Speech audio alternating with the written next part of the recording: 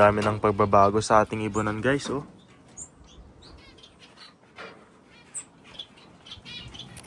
Ano, na-enjoy nyo ba yung bago nyong kulungan?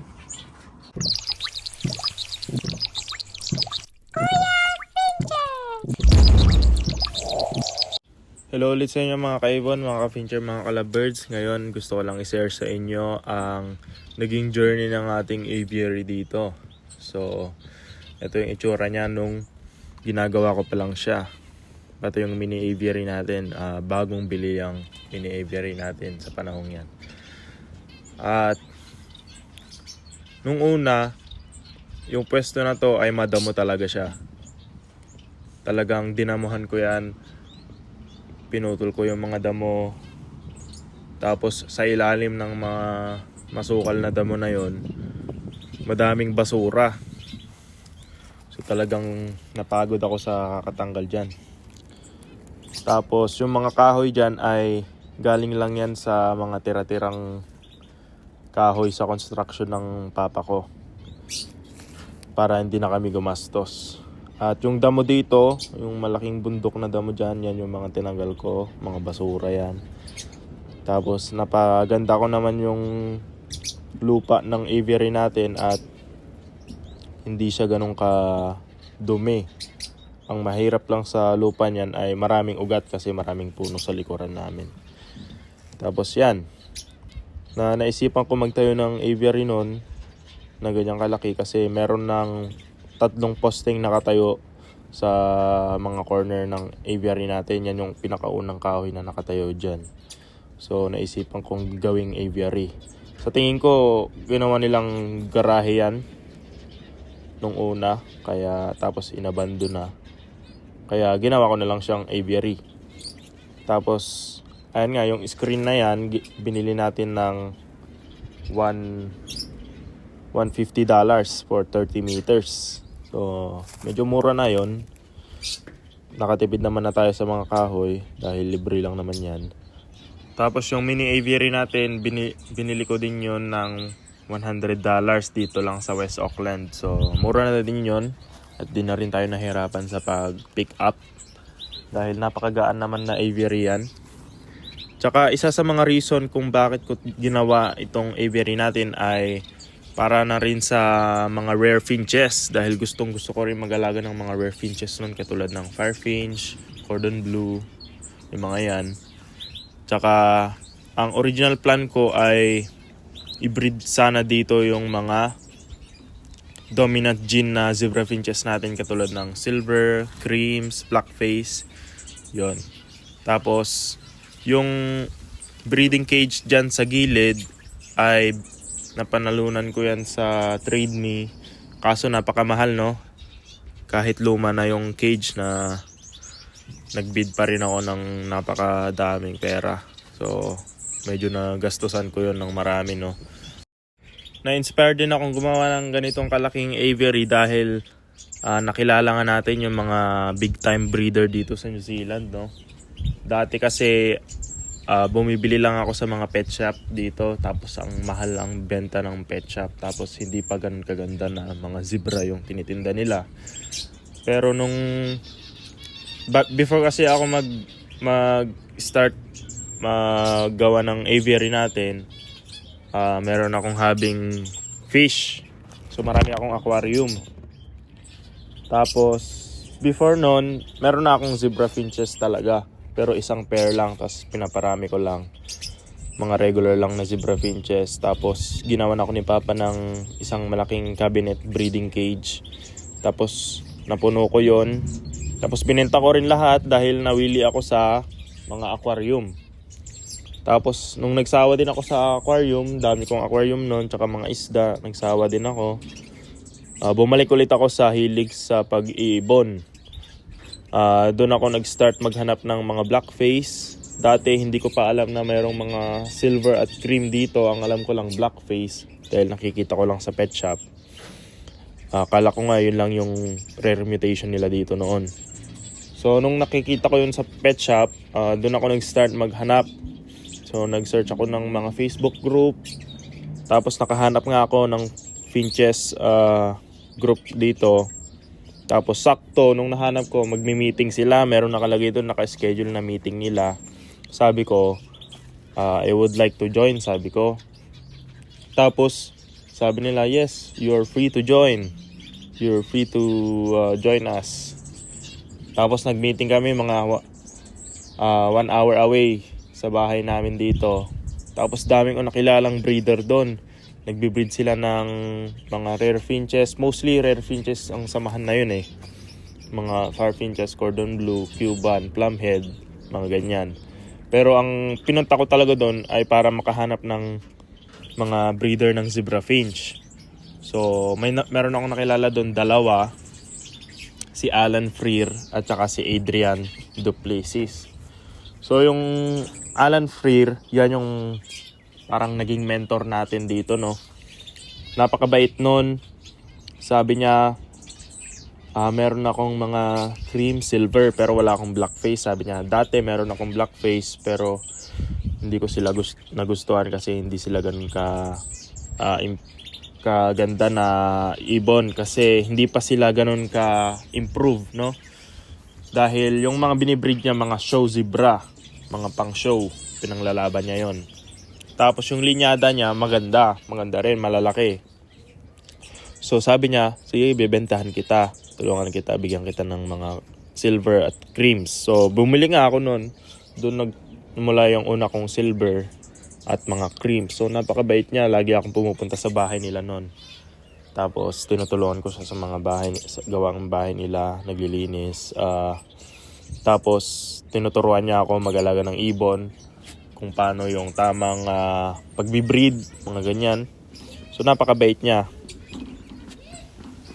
Tapos simula nun, nag-start na akong mahilig sa mga show zebra finches. So hindi na ako ganun kahilig sa mga regular zebra finches kasi maliliit sila eh. Parang sa atin na walang ka-shape, maliliit, ang papayat. Marami nga tayong mutation sa Pilipinas. Meron tayong mga orange line, black line, mga crested. Hindi ganun kadami yung mutation dito. Pero yung quality, yung breed, yung type ng zebra finches dito, malalaki. Bilog pa sila. Tapos maganda yung shape ng ulo. Ang chachunky nila, no? Tataba nila katulad sa Europe. Pero hindi ganun kalaki kagaya ng Europe. Sakto lang yung laki niya. Pero yung sa Pilipinas kasi, hindi ganoon kaganda. Maganda yung kulay nila, pero hindi ganoon kaganda yung quality. Parang mga regular lang sila dito. So, hindi na ako nahilig doon. Kaya, ang sinesearch ko lang ay mga show quality zebra finches. Tapos, una kong show ng zebra finches, nanalo ako 2nd place at 3rd place gamit yung binili ko na zebra finches kay Alan Freer. So, yung iba doon nakawala, yung iba namatay kasi hindi pa ako ganun kagaling mag-breed. Pero yung cream natin na zebra finch, medyo naparami ko yon. Kaso cross sa line ni Adrian Duplessis. Yung kay Adrian Duplessis, okay naman siya pero maraming fault. Maraming fault markings yung ibon niya. Pati yung shape, hindi ganun kaganda. So, ang aim kasi natin, dapat meron ma-meet natin yung standard ng New Zealand na zebra finch. So, yun yung ini-aim ko. So, nung nagkaroon ako ng mga show zebra finches, doon na rin ako nawiling mag-show ng zebra finches. Doon na ako nahilig makipaglaban, sumali sa mga show, kahit saan man yan, lalo na pag national. Pero dito lang sa North Island. Kasi minsan ang lalayo kasi 5 hours yung layo. Dinadrive ko talaga, makasali lang. Pero yun nga, nag-start tayo mag-breed tapos pumupunta pa ako sa mga meeting para makilala ulit. Baka sakaling mayroon pang mas magaling, lalo na sa mga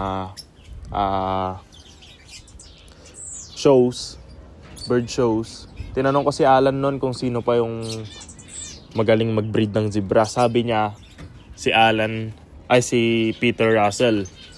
So yun, nakilala ko si Peter Russell sa National noong 2023 sa Palmerston North. Ito na nga pala yung itsura ng aviary natin. So naging ganyan siya nung unang gawa natin. Na pag-breed natin yung mga zebra finches natin dito sa breeding cages natin. Mga show lines na yan. Tapos sa aviary, then yung mga golden natin, far finches, at iba pang mga rare finches. Tapos naging ganito yung itsura niya after a while.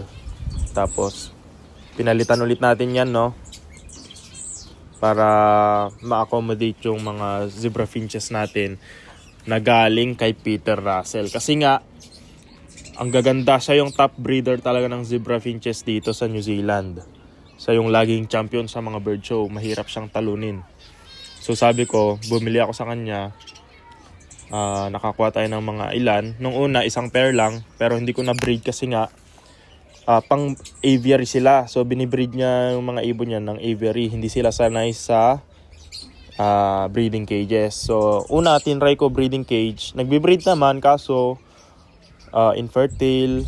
Pag nag-fertile, mapisa, tatapon yung mga itlog, yung mga anak sa nest box. So hindi sila ganun ka-komportable.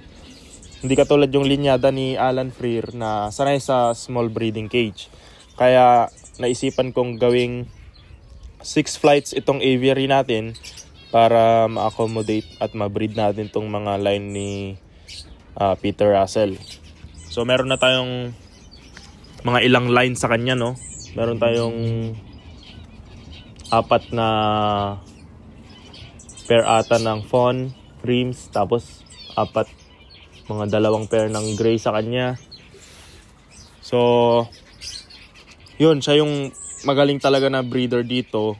Kaya ito yung ginawa natin. At para na rin ma-breed nating maayos yung mga rare finches natin. Kasi minsan nag-aaway sila pag isang malaking kulungan lang.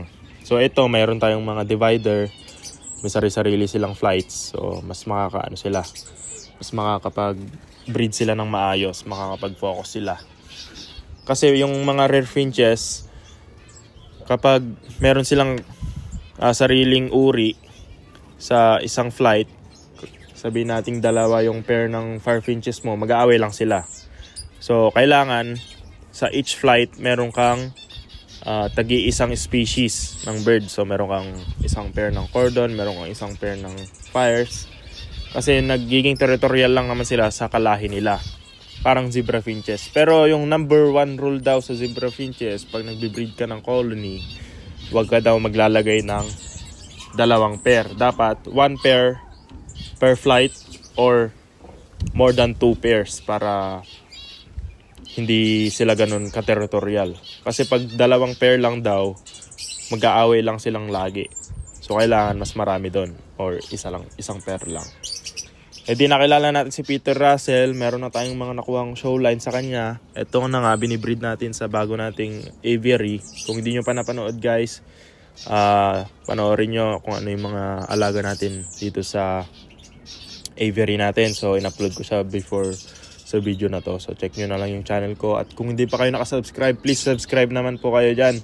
Masuportahan nyo po ako at ma-inspire tayong mag-upload. Tapos meron pa tayong isang nakilala, si Rex Dufty. Siya yung isa rin sa mga magagaling na breeder noon. Kaso matanda na siya ngayon, so hindi na siya masyadong nagsishow ng mga birds. Pero maganda pa rin yung linyada niya. Kumuha tayo sa kanya ng 3 pair. Isang fawn, isang silver, isang normal gray. At ito na yung itsura ng ating ibunan pagkatapos kong magawa at malagyan ng mga halaman. So yung linyada ni Rex ay ibibreed natin sa likod dito. Tagi-isang pair sa 3 flight na to sa likod. Saka kasama sila ng mga rare finches natin. Tingnan nyo na lang sa isa kong video guys. Before nito, andun lahat ng details ng setup natin, kung anong mga purpose niyan. At tingnan nyo na lang guys. At yung linyada ni Peter Russell, ilalagay natin sa front flights. So doon natin i-breed yun, i-colony breeding natin sila. Sana maging maayos ang pag-breed natin ngayon dahil maayos na yung aviary natin. at makamit natin yung standard ng New Zealand. Sana ganun din sa atin, no, sa Pilipinas, na meron silang standard na mapalaki yung bird, maging chunky katulad sa Europe, para hindi lang papayat at kulay ang meron sa atin, no? At mapalaki din yung size. Yun lang guys, salamat.